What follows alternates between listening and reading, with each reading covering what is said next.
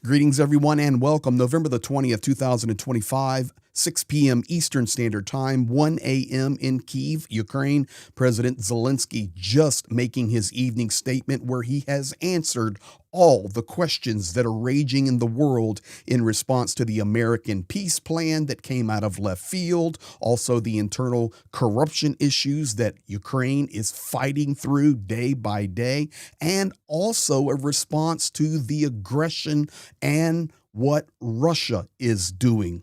We also get a direct update about the last missile strike from him.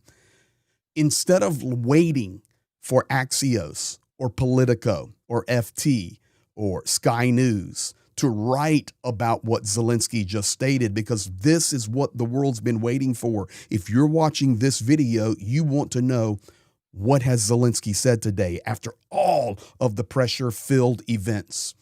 You've got it. I've got it translated for you, ready to roll. In addition to that, ladies and gentlemen, I have a bonus video of our friend Bratchuk. It's from the Ukrainian Volunteer Army, military expert and Ukrainian military analyst, frontline hero. Guys, he lets it rip on the peace plan and on Putin being in the military meeting today. You don't want to miss any of it. Thank you for being here. Thank you for sharing, liking, commenting, and subscribing. Let's get right to it. Here is Zelenskyy just minutes ago.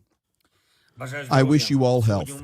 Today, I had a meeting with representatives of the United States, a high-level delegation, serious conversations. The American side presented their proposals, their points of a plan to end the war, and their vision. From the first days of the war, we have upheld one very simple position, and that is that Ukraine needs peace, a real peace that will not be broken by a third invasion. A dignified peace with terms that respect our independence, our sovereignty, and the dignity of Ukrainians. It is exactly such terms that we will secure. Pause right there. He makes it clear.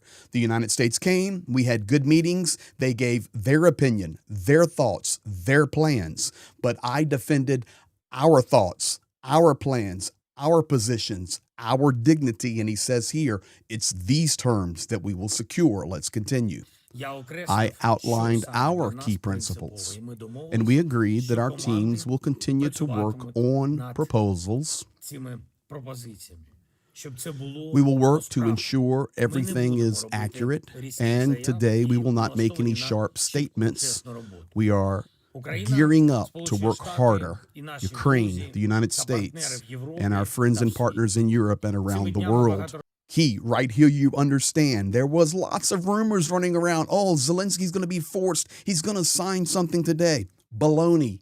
Ladies and gentlemen, you're hearing it directly from him now, and very wise move here. Bringing into the conversation, we do this with our European partners. Very key here. Let's continue. These days, there are many conversations with European leaders, and I thank all of Ukraine's friends for their support. Today, I also spoke with President of Finland, Stubb, and we are working together. I also remain in constant contact with other leaders, such as the President of France, and I expect in the coming days to have a call with President Trump. We are fully aware that America's strength and America's support can truly bring peace closer, and we do not want to lose that. Okay, listen, brilliantly stated.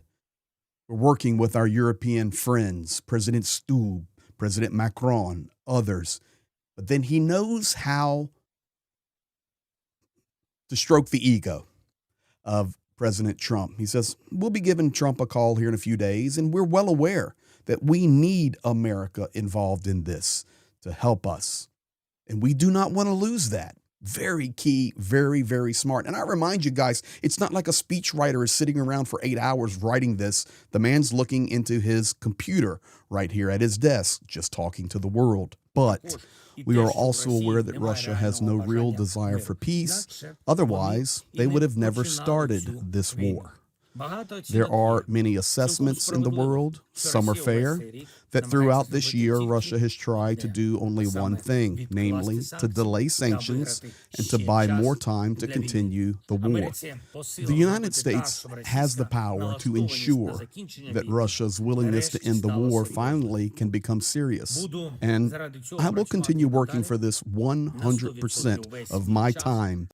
Please hear this. He was it's 2 or 3 statements here. It's translated for you, but he was very direct in saying, this is 100% of my focus. Winning this war, solving it. This is 100% of my focus. Great statement. I am completely devoted to this. Ukraine needs peace, and Ukraine will do everything to ensure that no one in the world can say that we are the ones undermining diplomacy. This is important for us. It is just as important as the internal situation in Ukraine, and this allows us to remain strong externally. This evening, I met with the majority parliamentary group, and all the issues were raised about the internal problems of Ukraine, and we have a clear agreement that everyone must work for Ukraine. A wartime parliament must be a functioning parliament, and I thank everyone who helps ensure this operates properly. There will be decisions coming that will support this statement.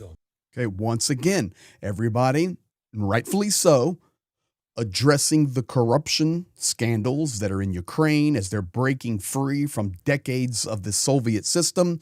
Zelenskyy separates that issue now. He talks about the American peace plan, and he says, listen, tonight I met, and it was a long meeting, closed door, no cell phones, nothing.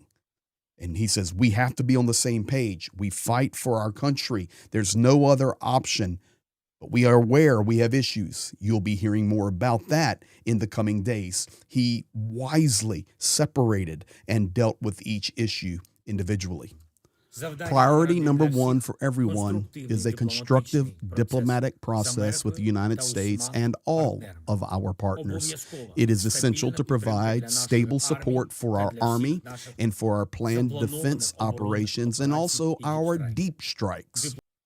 Does that sound like a nation that's getting ready to surrender? No, of course not. We're going to defend ourselves, and our deep strikes are coming.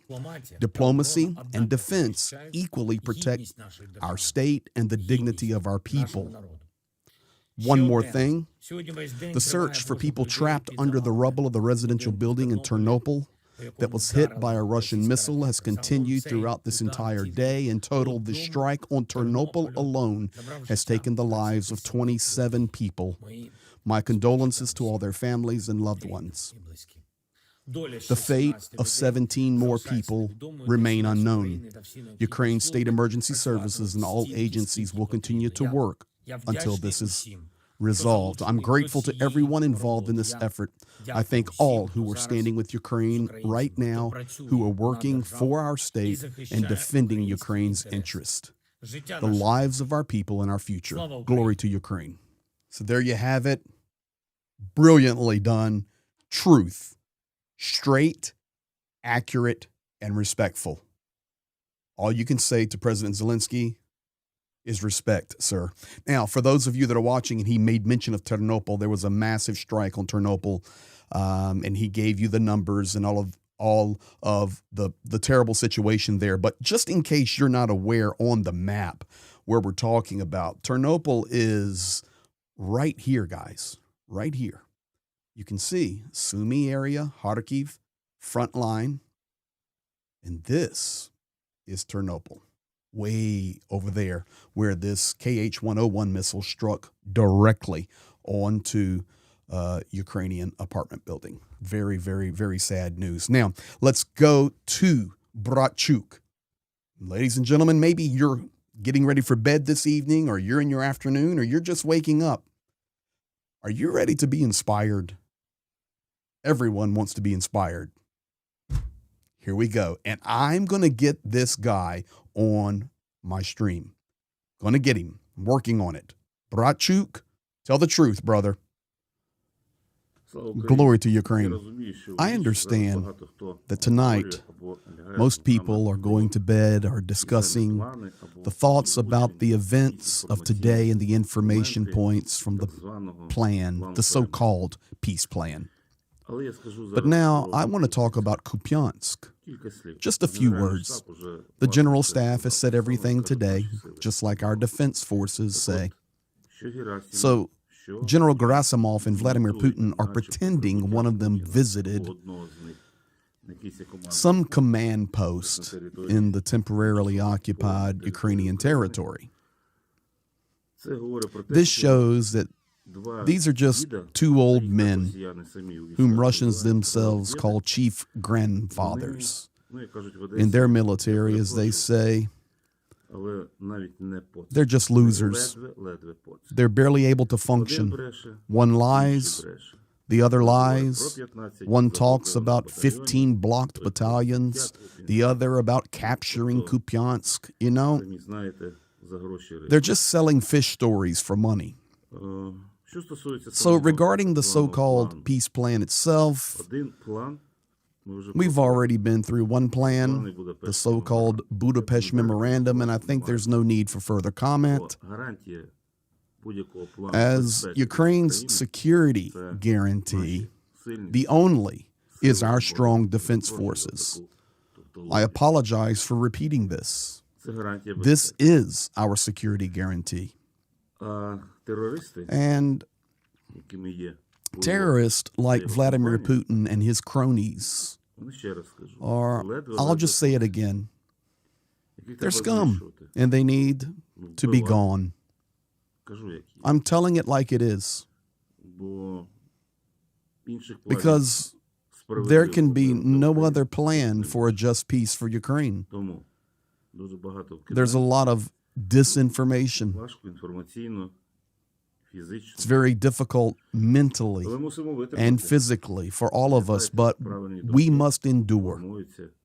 Listen, every morning and every night, for those of you that can rest, and sometimes you dream maybe about Moscow burning, or you think about our soldiers on frontline positions, just know this: Moscow will burn, and we will see it together. Dreams do come true. Hold the line. Wow. What else can be said? He was specifically addressing the Kupiansk city today, where Gerasimov talking about having 15 battalions trapped, and Putin was saying Ukrainians need to lay down their arms and just surrender. While Putin walking around in his military uniform, in case you do not know where that is, I will show you.